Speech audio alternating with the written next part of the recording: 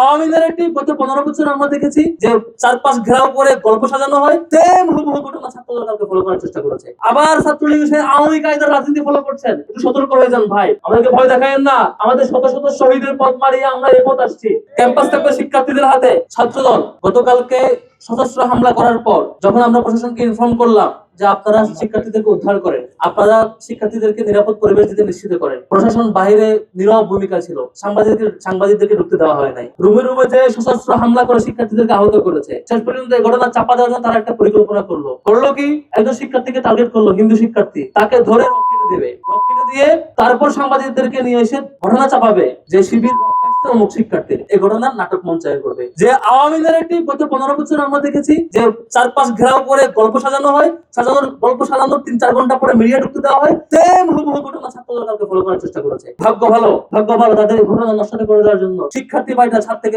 দ্বিতীয়তলা থেকে লাফ দেয়, লাফ দিয়ে তার পা ভেঙে যায়, তার সেই ভিকটিম হওয়া থেকে বেঁচে যায়। কিন্তু আমরা জানতে পারি তাদের সেই পরিকল্পনাটা। এরপর আমরা প্রশাসনকে ইনফর্ম করে আপনারা একটু যান, পুলিশকে একটু ঢুকতে দেন, সাংবাদিকরা যাক, সাংবাদিকদেরকে যেতে দেওয়া হয় নাই। পুরো নাটক মঞ্চস্থ করার পরে সব রুমে রুমে যে কম্পিউটার, ল্যাপটপ, টাকা সব লুটপাট করার পরে উৎসবে ভালোবাসা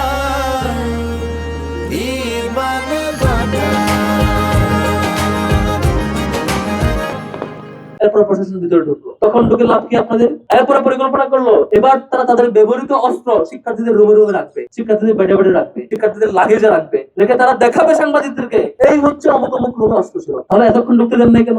3-4 ঘন্টা বন্ধ ছিল কেন? তাদের উপর আক্রমণ করার পর টানা সাংবাদিক এবং পুলিশের চারপাশে ঘেরাও ছিল, দাঁড়িয়ে ছিল, তাদেরকে ঢুকতে দেন নাই। এই যে তারেক রহমান ক্ষমতা আসার পরে মিষ্টি মিষ্টি আলাপ দিচ্ছেন, সুন্দর সুন্দর কথা বলছেন, রাকিব ভাই দেখা হলে বলেন যে আমরা এখন ভালো রাজনীতি ফলো করার চেষ্টা করছি। তাহলে এই যে আবার ছাত্রলীগের কায়দা ফলো করছেন, আবার ছাত্রলীগের সেই আওয়ামী কায়দার রাজনীতি ফলো করছেন, একটু সতর্ক হয়ে যান ভাই। আপনাদের সামনে 15 বছর আন্দোলন করেছেন একসাথে, আপনাদের সবকিছু আমরা জানি। আপনারা এর আগে কেমন ছিলেন আমরা জানি, আপনারা কেমন করে সন্ত্রাসী আচরণ করেন এবং এমন সন্ত্রাসীকে কেমন করে প্রতিহত করতে হয় সেটাও আমরা জানি। ভুলে যায় না ছাত্রলীগ আওয়ামী লীগ যখন ফ্যাসিবাদীর রুলে ছিল, সব প্রশাসন তার হাতে ছিল। ছাত্রলীগ মনে করছে শিক্ষার্থীদের আক্রমণ করে অনেক কিছু করে ফেলবে। তারা আমাদের নারী শিক্ষার্থীদেরও আক্রমণ করেছিল, হিন্দু শিক্ষার্থীদেরও আক্রমণ করেছিল, সাধারণ শিক্ষার্থীদেরও আক্রমণ করেছিল, শিবিরকে ক্রসফায়ার দিয়েছিল, মনে করছিল তারা পারবে।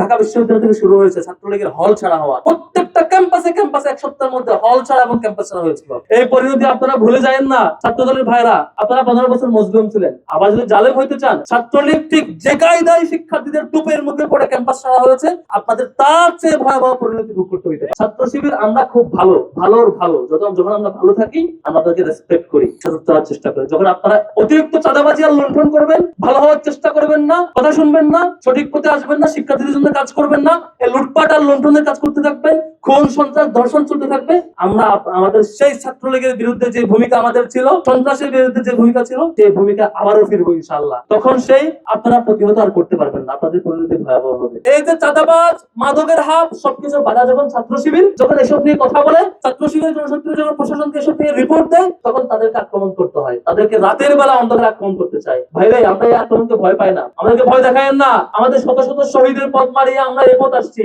আমাদের শপথ জুলাই পরবর্তী সময়ে কোন ক্যাম্পাসকে দখল হইতে দিব না কারো হাতে। ক্যাম্পাস থাকবে শিক্ষার্থীদের হাতে। ক্যাম্পাস কোন রাজনৈতিক সংগঠন দখল করার জন্য নয়, ক্যাম্পাস অছাত্রদের জন্য নয়, মাদকের জন্য নয়। কোন ক্যাম্পাস সেটা পলিটেকনিক্যাল ইনস্টিটিউট হোক কিংবা অন্য কোনো প্রতিষ্ঠান হোক, ছোট্ট কলেজ হোক কিংবা স্কুল হোক কিংবা ঢাকা বিশ্ববিদ্যালয় হোক, কোন ক্যাম্পাসের কোন পর্যায়ে কোন রাজনৈতিক সংগঠন নিজের অধীনে নিয়ে দখল নেওয়ার চেষ্টা করবে আর আমরা প্রতিহত করব না, এমনটা হবে না ইনশাআল্লাহ।